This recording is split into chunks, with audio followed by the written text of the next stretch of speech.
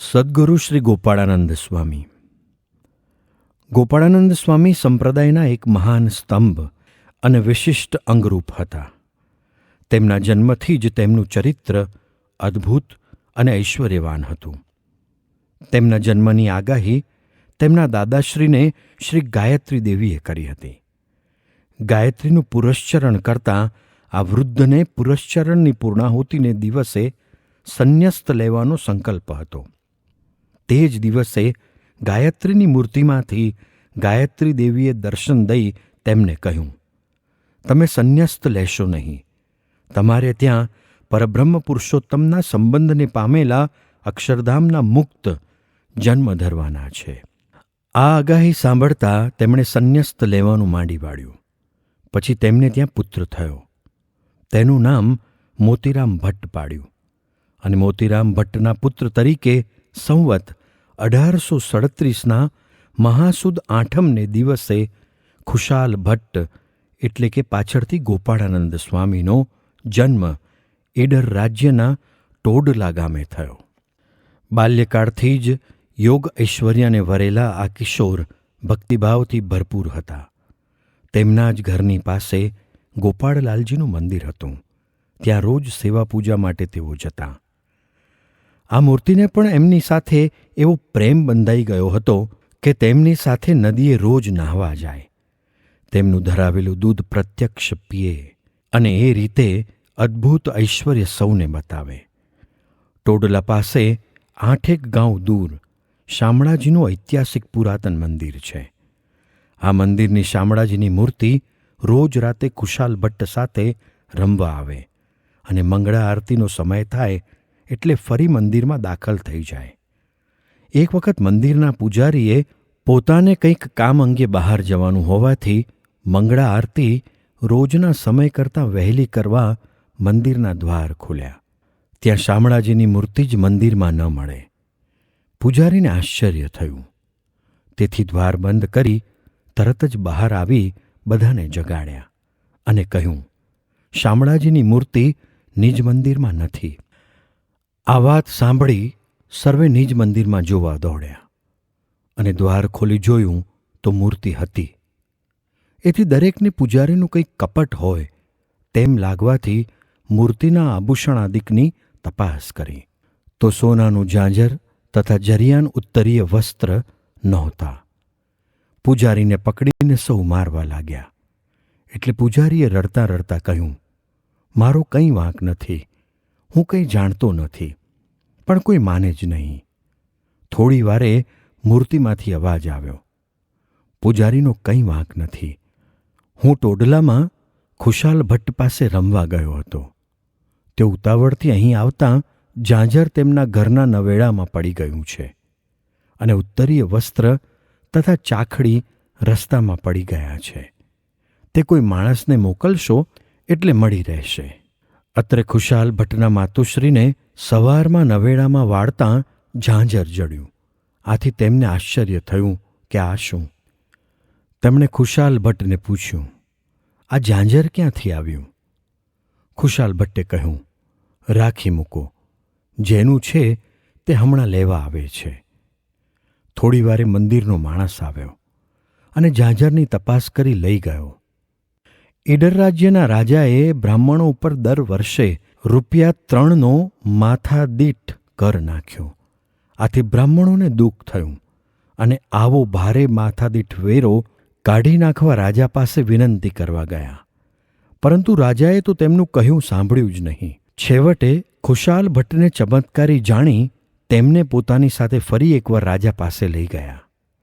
13 વર્ષના છોકરાને પોતાની પાસે કર માફ કરાવવા આવતો જોઈ રાજા હસ્યા અને તિરસ્કાર કરી સૌને કાઢી મૂક્યા.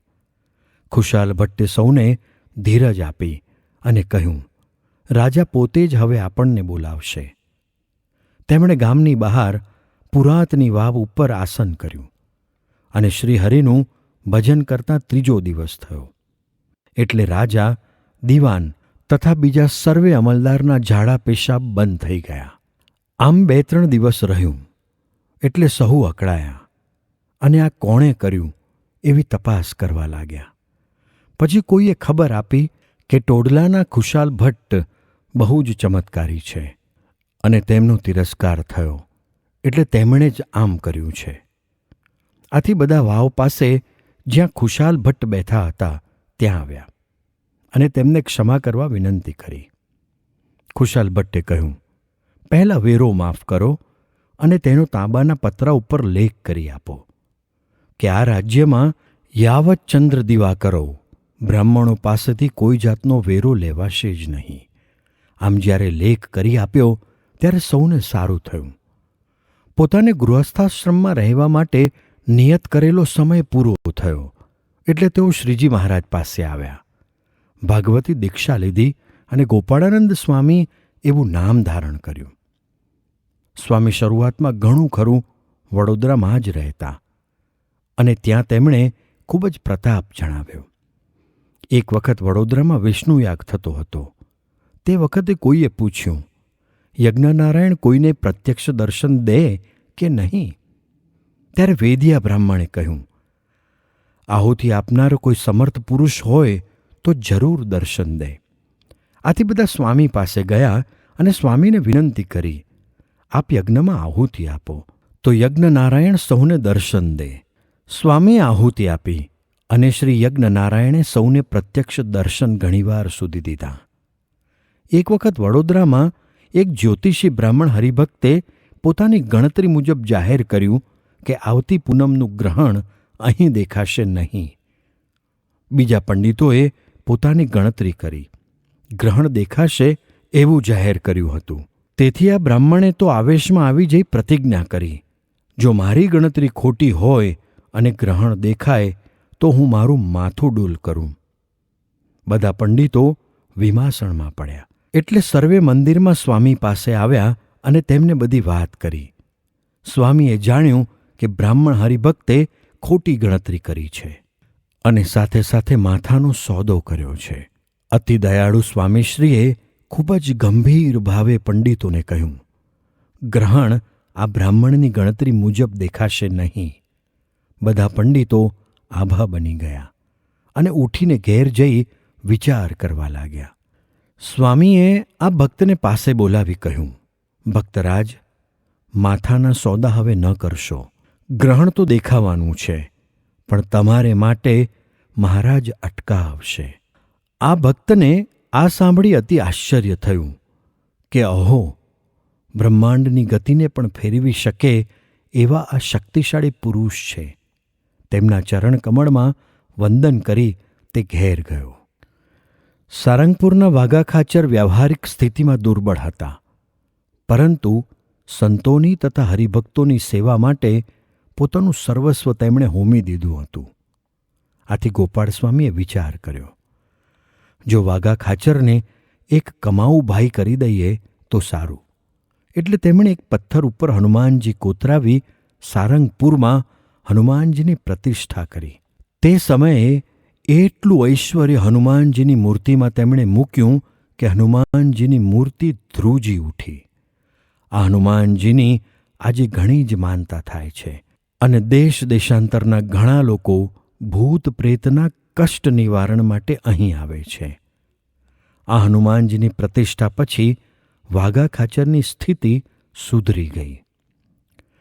શ્રીજી મહારાજે આ પ્રખર શક્તિશાળી યોગમૂર્તિ સ્વામીશ્રીને પોતે સ્વધામ પધારતી વખતે બંને દેશના મુખ્ય સ્થાપ્યા અને આચાર્ય મહારાજને તેમની આજ્ઞામાં રહેવાનું કહ્યું.